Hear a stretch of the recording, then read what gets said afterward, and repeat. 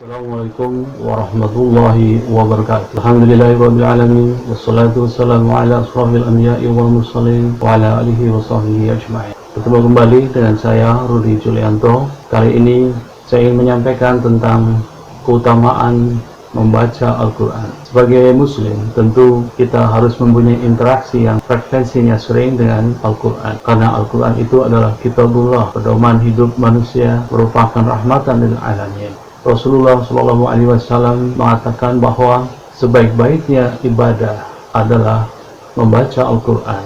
Sebaik-baiknya ibadah untuk umatku, yaitu para muslimin, orang-orang yang beragama Islam, yang merupakan pengikut Kanjeng Nabi Muhammad SAW, selalu diminta untuk beramal soleh. Di banyak tempat di dalam ayat-ayat Al-Quran disebutkan bahwa orang-orang beriman dan beramal soleh. Tentu saja amal soleh itu jumlahnya sangat banyak. Salah satunya adalah membaca Al-Quran. Oleh karena itu, Nabi SAW menyatakan bahwa sebaik-baiknya ibadah untuk umatku adalah membaca Al-Quran. Kemudian beliau menyebutkan juga bahwa barang siapa membaca satu huruf dari kitabullah, dari Al-Quran itu, maka Allah akan mencatat untuknya kebaikan dalam satu huruf itu 10 kebaikan. Perumpamaannya adalah apabila ada kalimat alam, maka alam itu bukan satu huruf, bukan satu kata atau satu huruf, tetapi ia terdiri dari alif satu huruf, lam satu huruf, dan mim satu huruf. Betapa banyak kebaikan yang akan kita peroleh jika kita membaca Al-Quran, karena dalam Al-Quran terdapat ribuan. Karena itu membaca Al-Quran merupakan ibadah yang sangat baik, ibadah yang sangat dianjurkan bagi kita. Betapa banyak muslim memiliki Al-Quran, tetapi ia hanya menempatkan pada tempat yang tinggi, pada tempat yang khusus, yaitu tempat yang indah, yang hanya bisa dilihat tapi tidak pernah disentuh.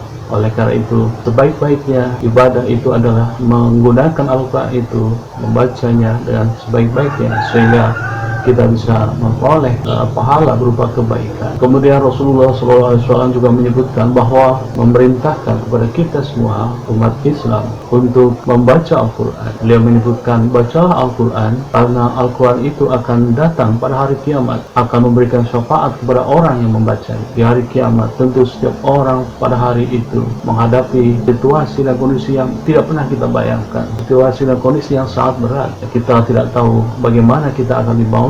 Tapi yang jelas, apabila kita tidak memiliki amal soleh yang banyak, amal soleh yang besar, tentu kita akan dibagikan dalam keadaan yang tidak ringan, bahkan sangat berat, dan kita tidak bisa membayangkan bagaimana keadaannya. Maka apabila kita banyak membaca Al-Quran dengan mengetahui maknanya tentunya, atau membaca dengan benar, maka tentu kita akan memperoleh syafaat dari sesuatu yang tidak kita duga, karena kita banyak membaca Al-Quran dan kita tidak menyangka akan datang kepada kita dan memberikan syafaat kepada kita. Kemudian sahabat Ali radhiyallahu anhu mengatakan bahwa Allah akan memuliakan wajah orang yang membaca Al-Quran. Kalau kita terbiasa membaca Al-Quran, tentu kita akan menjadi terang, ya. Wajahnya kita tidak tampak susah ataupun menderita, tapi kita akan mulia dengan banyak membaca Al-Quran. Dan ketika ia berdiri sholat, kemudian membaca Al-Quran, maka pada setiap bacaan Al-Qurannya, pada setiap huruf dari Al-Quran itu akan diberi kebaikan sebanyak 100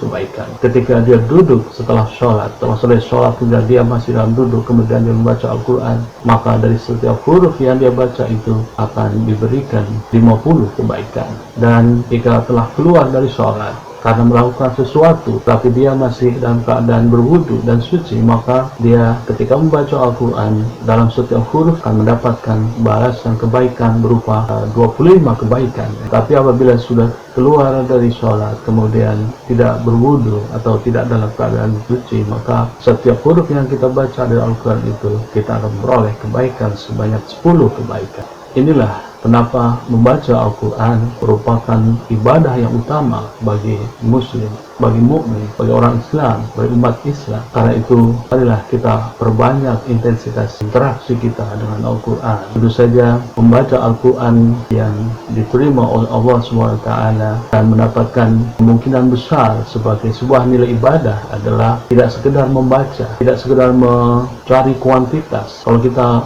banyak membaca dengan kuantitas yang besar tapi tidak tahu maknanya, tentu ini bukan satu bacaan yang benar. Maka kita harus berjuang, berupaya untuk memahami maknanya, sehingga membaca Al-Quran supaya bernilai ibadah harus kita tingkatkan dengan cara memahami maknanya. Demikian tentang kebaikan dari ibadah membaca Al-Quran. Tentu tidak hanya sekedar membaca, kita perlu mendapatkan pengetahuan, pemahaman tentang adab, zahir maupun batin dari membaca Al-Quran ini. Sekian yang bisa saya sampaikan. Wassalamualaikum warahmatullahi wabarakatuh.